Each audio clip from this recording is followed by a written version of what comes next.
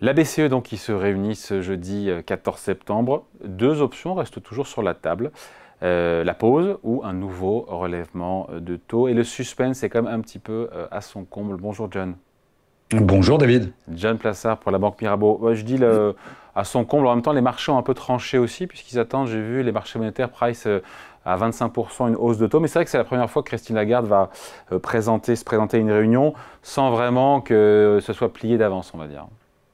Oui, tout à fait. C'est là le problème principal de cette réunion. C'est pas de savoir s'il va y avoir une hausse de taux ou pas. C'est de noter que Christine Lagarde, depuis qu'elle est à la tête de la BCE, a toujours suivi un certain consensus de marché. Donc ici, il n'y en a pas vraiment qui se dessine. Donc elle va devoir prendre, avec évidemment ses collègues, une décision stricte qui va peser pour l'avenir, c'est-à-dire si elle monte les taux, eh bien on va avoir un impact évidemment sur les taux hypothécaires et tout ce qui a trait avec les taux d'intérêt.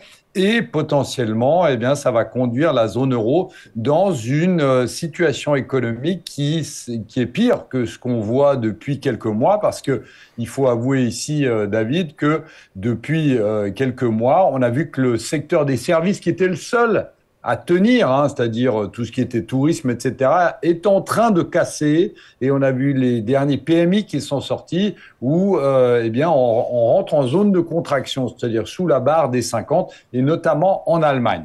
Donc la décision de jeudi n'est pas, selon moi, encore tranchée, et ça va être extrêmement compliqué. C'est pour ça que je considère cette réunion comme étant la plus importante de cette année, parce que, comme on l'a dit, il n'y a pas de consensus qui se dessine, donc le travail est moins facile avec tous les guillemets que ça comporte pour Christine Lagarde. Et donc, selon vous, pause ou pas pause alors, jeudi? Alors, je pense qu'il va y avoir une pause, mais je pense que ce sera une erreur de politique monétaire, pour la simple et bonne raison qu'on a vu qu'il y avait un cycle économique de retard sur les États-Unis notamment. Et vous savez qu'il y a une comparaison qui est toujours faite sur les taux d'intérêt en Europe et aux États-Unis, tout en rappelant que la souche d'inflation n'est pas réellement la même en Europe et aux États-Unis. Mais aujourd'hui, très concrètement, en Europe, on est à 4,25 de taux d'intérêt. Aux États-Unis, on est à 5,50. Il y a un différentiel qui est quand même assez élevé. Et surtout, il faut rappeler que les États-Unis avaient commencé à monter les taux bien avant que la Banque centrale européenne.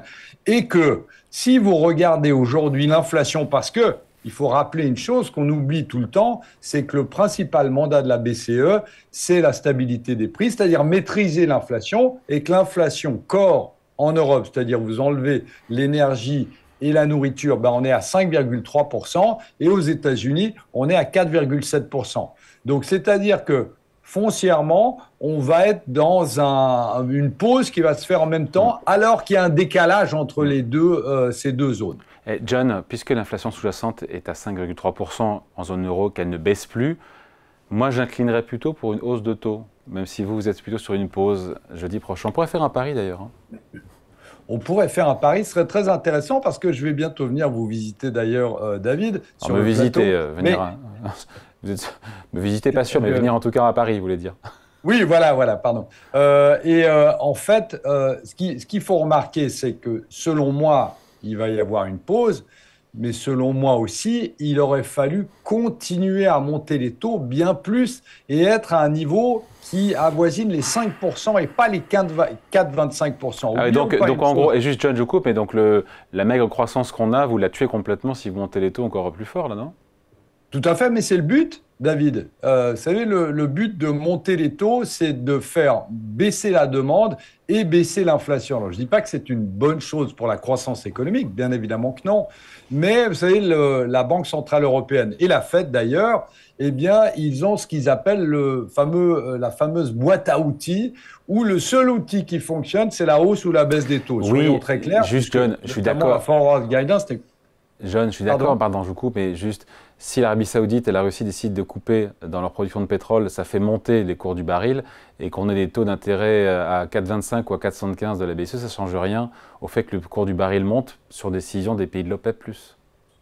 Vous avez tout à fait raison, mais j'ai parlé de l'inflation corps. C'est-à-dire, j'ai parlé de l'inflation où vous enlevez l'énergie et la nourriture. Donc, on est en train de parler vraiment du cœur de l'inflation, ouais. C'est-à-dire ce qui s'est transmis à tous les autres secteurs. C'est pour ça. Alors, évidemment, sur les chiffres qui sont non corps, c'est-à-dire les chiffres bruts, eh bien, évidemment, on va avoir une variation en fonction de ce qui se passe. Mais il faut aussi vous parler de l'immobilier. L'immobilier qui est en train de se retourner sérieusement partout en Europe aussi, en zone euro.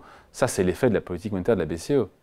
Tout à fait, mais je rappelle encore une fois, le mandat de la Banque Centrale Européenne, c'est 2% d'inflation, on est à 5,3%. Donc il faut continuer, sinon vous ne cassez pas l'inflation. Et on sait très bien que Christine Lagarde l'a dit à demi-mot, mais aux États-Unis, on l'a dit très clairement, qu'il fallait absolument que le taux de chômage monte pour que la demande baisse et l'inflation baisse. Alors moi, évidemment, je ne souhaite pas que le taux d'inflation, le taux de chômage monte, bien évidemment, mais si vous voulez respecter un mandat, eh bien, c'est malheureusement par là qu'il faut passer. Et surtout, vous savez très bien, David, que si on rentre dans une situation où l'inflation repart à la hausse, c'est pire qu'on ait une récession de quelques trimestres, ce soit 2 ou 3 trimestres. Donc c'est pour ça qu'aujourd'hui, je pense que le choix de la Banque Centrale Européenne est fait, et ce choix, c'est de ne pas trop brusquer l'économie, c'est-à-dire qu'on n'ait pas trop un choc économique en zone euro, mais c'est un raisonnement, selon moi, à court terme, puisque à plus long terme, c'est l'inflation qui va avoir un impact beaucoup plus important, une inflation qui est à plus de 5% sur l'économie européenne. Bon, on finit là-dessus, mais la question est très importante. Comment pourraient réagir les marchés, quelle que soit la configuration pause ou relèvement de taux ? Écoutez, la première des choses à laquelle je pense, c'est bien évidemment l'euro. Et vous avez vu que si vous prenez la comparaison, encore une fois, avec les États-Unis, l'euro-dollar, hier, on a cassé les 1,07. Donc, on voit que l'euro se déprécie très fortement face au dollar. Et que s'il y avait une pause, ce que je ne souhaite pas, mais ce que je pense jeudi prochain, eh bien, on verra une nouvelle pression sur l'euro. Et qu'est-ce que ça veut dire ? Alors, vous allez me dire, l'euro faible, c'est bien pour les exportations. Mais pour les importations, vous importez aussi de l'inflation. Et vous parliez avant du prix du baril. Il ne faut pas oublier une chose, c'est que le prix du baril est libellé en dollars. Donc, votre prix du baril foncièrement devient encore plus cher. Donc, si l'euro baisse encore, eh bien, c'est l'inflation qui va aussi progresser à ce niveau-là. Et c'est une très mauvaise nouvelle. Voilà, on aura la réponse de la BCE jeudi. Merci beaucoup. Explication signée John Plassard pour la Banque Mirabeau. Merci John, salut. Merci David.